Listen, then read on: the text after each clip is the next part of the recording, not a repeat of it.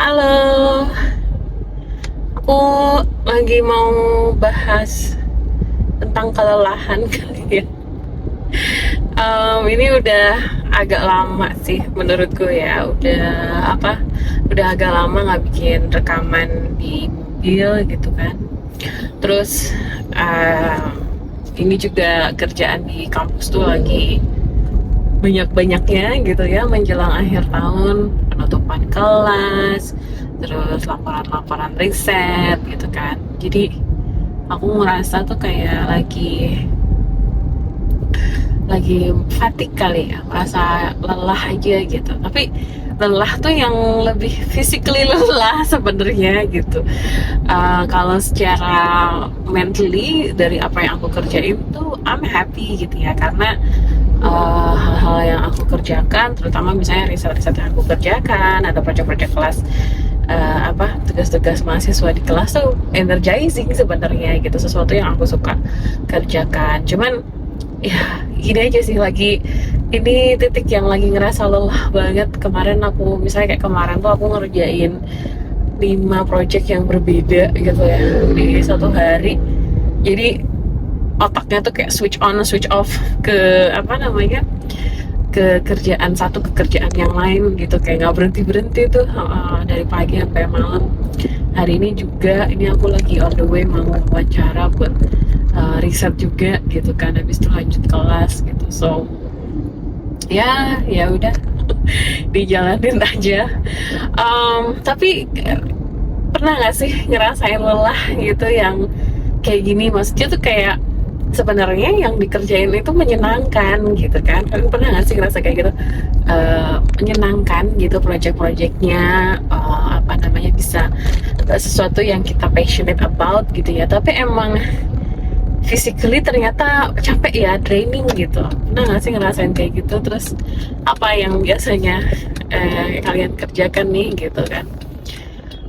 Nanti tolong tulis di kolom komen ya, how do you handle fatigue gitu.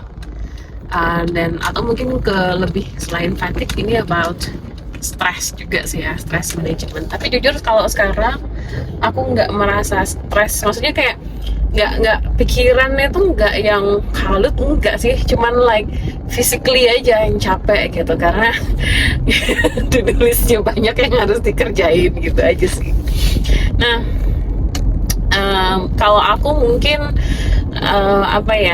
kalau physically emang sebenarnya we all know apa yang harus dilakukan gitu kan ya, harus istirahat, harus jaga nutrisi biar badannya cepet pulih gitu, cepet sehat kembali gitu kan. Tapi kalau untuk masalah kerjaan gitu ya, aku apa yang aku coba terapkan gitu ya, setidaknya dalam waktu-waktu terakhir ini, juggling between aku nggak tahu, udah nggak kehitung lagi jumlah riset ya berapa lagi belum bisa gitu. Setidaknya tuh akhir bulan ini ada 5 deh kalau nggak salah deadline-nya gitu kan, dan ini dah kayak semingguan lagi nih, seminggu 2 minggu lagi. Nah, aku mungkin yang pertama yang aku terapin itu kalau misalnya lagi lelah tuh setting boundaries sih. Ya ini klise sih sebenarnya menurutku ya. Ya emang dari dulu juga kalau kamu ngerasa overwhelmed ya harus setting boundaries gitu kan. But how to do that gitu. Apa sih plus minusnya? Kalau menurutku tuh kayak, kalau aku ya setidaknya setting boundaries itu adalah dengan ya transparan aja gitu, cerita aja. Jadi kalau misalnya lagi rapat riset apa segala macam ya aku cerita, aku lagi ada banyak deadline nih, kayak saya akhir bulan ini aku ada deadline 5 gitu. Jadi kalau misalnya ya nggak kelihatan fokus di jalan. Jadi aku cerita ya aku lagi deadline-ku segini nih gitu. Jadi aku langsung set up boundaries mungkin untuk project ini, misalnya project-project yang aku nggak jadi ketuanya gitu ya. Ya aku langsung bilang aku bisa ngerjain bagian ini tapi nggak bisa ngerjain yang ini gitu. Jadi aku ngasih boundariesnya sendiri supaya aku nggak merasa overwhelmed gitu ya, nggak merasa terlalu banyak yang harus aku lakukan gitu.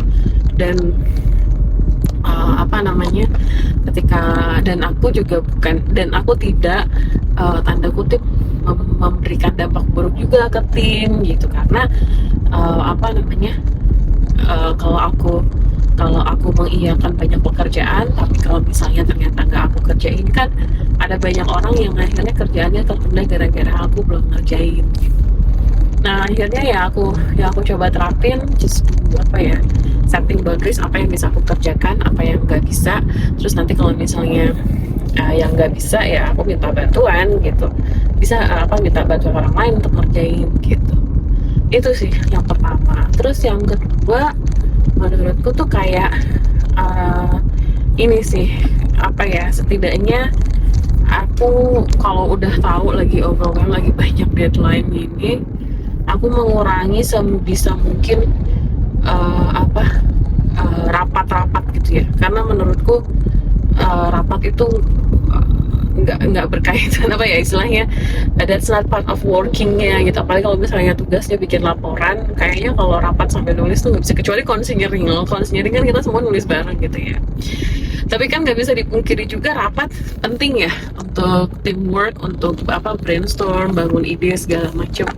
Ya itu setidaknya aku coba bikin rapatnya efisien gitu, maksimal sejam. Dan balik lagi, kalau misalnya yang organize rapatnya bukan aku, ya aku coba set up my own time gitu. Jadi dari awal ketika gabung rapat, aku bilang ya aku nanti cuma bisa sampai setengah jam apa 1 jam gitu, biar orang juga bisa ekspektasinya jelas gitu ya.